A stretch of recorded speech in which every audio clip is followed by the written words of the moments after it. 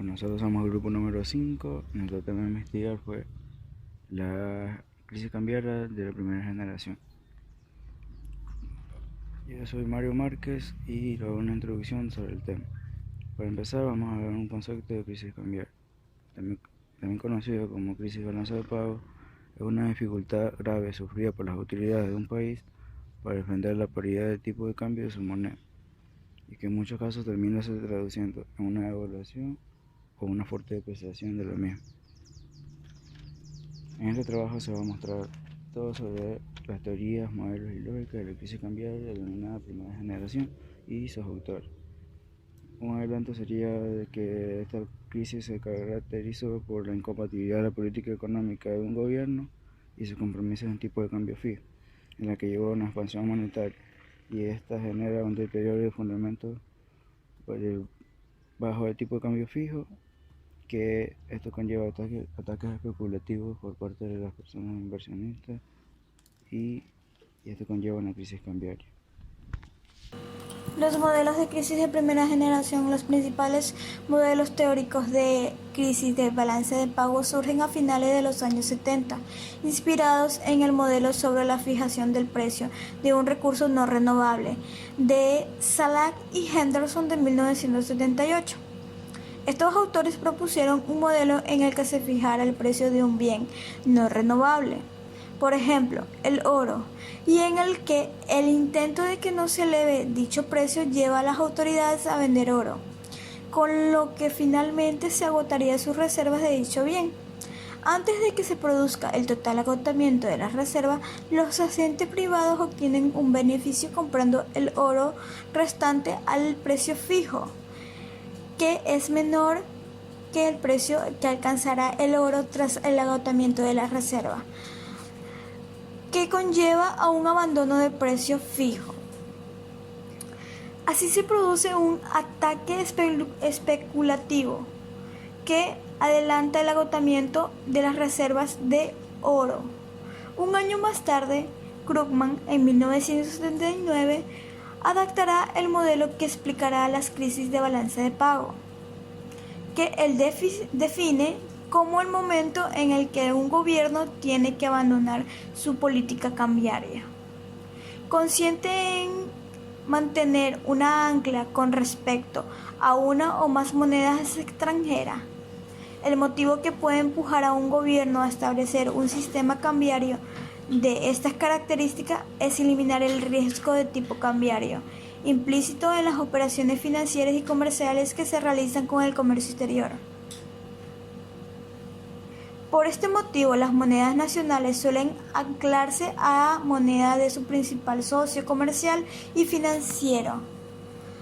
A este modelo le siguieron los otros autores como Flow y Garben. En 1984 desarrollaron un modelo lineal en el que introducen una variable estoica y posteriormente lo aplican en el concepto de la esterilización de la pérdida de reserva. Connolly y Taylor analizan un régimen de tipo cambiario deslizante en vez de un régimen de tipo cambiario fijo. Edward, en 1989, hace hincapié en los patrones de apreciación de la moneda y deterioro de la balanza por cuenta corriente que suele preceder a la devaluación de una moneda. Estos modelos consideran que las crisis de balanza de pago están causadas por la incompatibilidad de la política monetaria con la política cambiaria. Fijación del tipo de cambio. La idea principal es que la política de tipo de cambio fijo o semifijo es insostenible si las políticas fiscales y monetarias no supeditan a los objetivos de materia cambiaria. Para ello, la política monetaria debe ser restrictiva. En concreto, los crecimientos de déficit público y la masa monetaria deben ser siempre menores a las variaciones de tipo de cambio, en el caso del ancla sería cero y en el caso de tipo de cambio deslizante sería constante y positiva.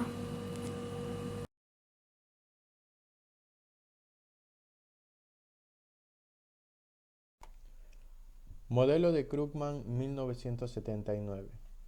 Krugman afirmaba que una crisis de la balanza de pagos se presenta cuando existe una pérdida rápida en las reservas del Banco Central, lo que provoca un ataque especulativo contra su moneda, por lo que la autoridad monetaria no puede mantener el tipo de cambio.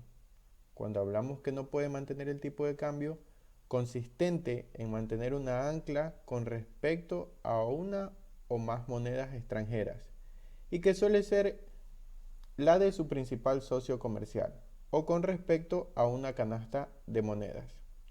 Entonces, se ve obligada a devaluar.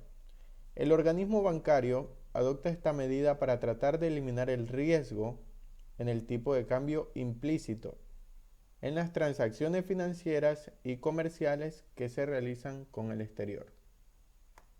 Modelo de Robert Flock y Peter Garber, 1984. Los autores desarrollan dos modelos para estudiar el momento en el que se produce la caída de un régimen de tipo de cambio fijo. Desarrollan un modelo lineal en el que introducen una variable estocástica y después lo amplían con el concepto de esterilización de la pérdida de reservas. En el primer modelo se parte de la hipótesis de previsión perfecta y permite identificar el momento en el que se produce el decaimiento del régimen, a partir de los movimientos observados en las reservas del Banco Central. El segundo modelo es un estocástico que permite conocer la probabilidad de que se produzca un debilitamiento del régimen, así como determinar la devaluación que se producirá del tipo de cambio. Determinantes de la crisis de pago de la primera generación tuvo tres referentes: Krugman, Collins y Taylor, estos tres en diferentes años. Hablaron sobre lo que es la moneda local y lo que son las divisas, refiriéndose a la moneda local de un país con una extranjera. Ellos determinaron que una limitada cartera en favor de la moneda local y sus divisas va a aumentar su producción. El modelo de estos autores simplifica las partidas de balance en el Banco Central.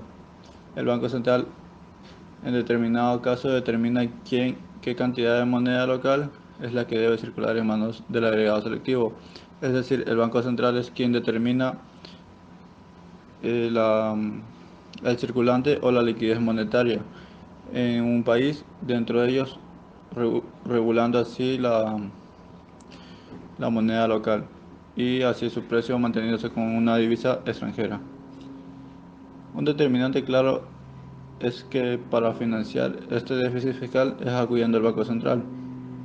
La deuda interna viene dada por créditos emitidos por el Banco Central y más no por la necesidad de un financiamiento público.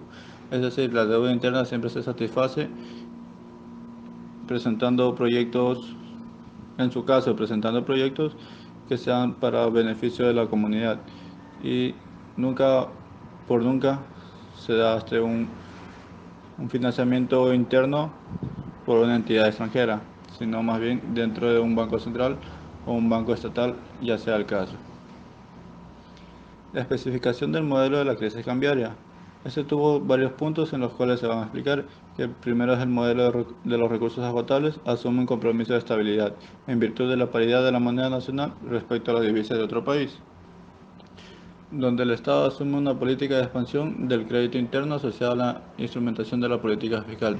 Es decir, el Estado es quien asume el pago de la deuda interna de un país y quien da la cara, por así decirlo. El modelo macroeconómico insertó la dependencia del tipo de cambio, siendo este mismo quien equilibra el mercado de dinero en un determinado tiempo. Ya lo macro es el Estado quien interviene en la economía de un país y en el tipo de cambio de una moneda para así no devaluarse tanto.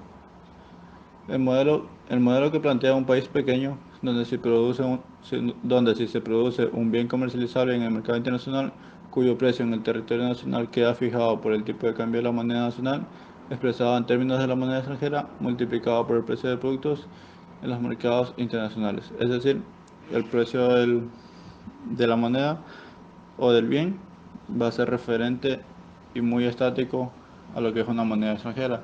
Siempre se va a convertir el precio interno de la producción a lo que cuesta la moneda en el exterior.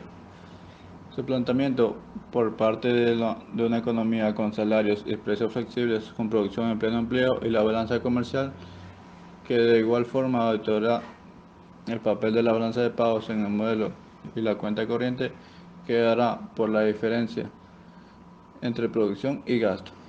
Es decir, una balanza de pagos de cuenta corriente va a ser igual al nivel de producción menos el gasto público menos el consumo público multiplicado por el nivel de producción menos el nivel de los impuestos por la riqueza. Y todo eso debe ser mayor que cero. Es decir, el consumo privado debe ser mayor que cero. Y a continuación el siguiente tema. Bueno, siguiendo con la exposición, vamos a hablar un poco sobre Paul Krugman. Bueno, Paul Krugman fue el primer economista en tratar de explicar mediante un modelo la crisis cambiaria. Así, en agosto de 1979, presenta un papel que trabaja de explicar el porqué de la existencia de la crisis cambiaria, es decir, por qué colapsaban los regímenes de tipo de cambio fijo. Dicho papel está basado en un trabajo realizado anteriormente por los economistas Saland y Henderson un año atrás. Este trabajo trataba en el caso de la estabilización del precio de un recurso no renovable por un organismo superior, por ejemplo un organismo que trataba de fijar el precio de oro. A la piedra angular de este modelo en el trabajo de Saland y Henderson en 1978, en el que el gobierno intenta sin éxito fijar el precio de un recurso agotable, su análisis es de importancia básica y fundamental para que el modelo de crisis de balance de pago de Krugman de 1979, por lo que el aporte 2 presentaba el escenario de Saland y Henderson. El aporte 3 analiza el modelo de la crisis de balance de pago y su existencia. Y finalmente el aporte 4 ofrece las principales conclusiones de los análisis anteriores. Otro de los modelos que se habla es de Flood y Garben. Tras la crisis de la primera generación de Robert Flood y Peter Garben, plantearon un modelo que estudia el momento en el cual se produce la caída de un régimen de TC. Los modelos iniciales de la primera generación parte de que el tipo de cambio de un país se hace insostenible debido a una expansión de créditos internos, lo que da lugar a una disminución de la reserva monetaria extranjera de la banca central de ese país. Los primeros trabajos desarrollados en este modelo fueron iniciados por Krugman en 1979 y continuados posteriormente por Flood y Garben.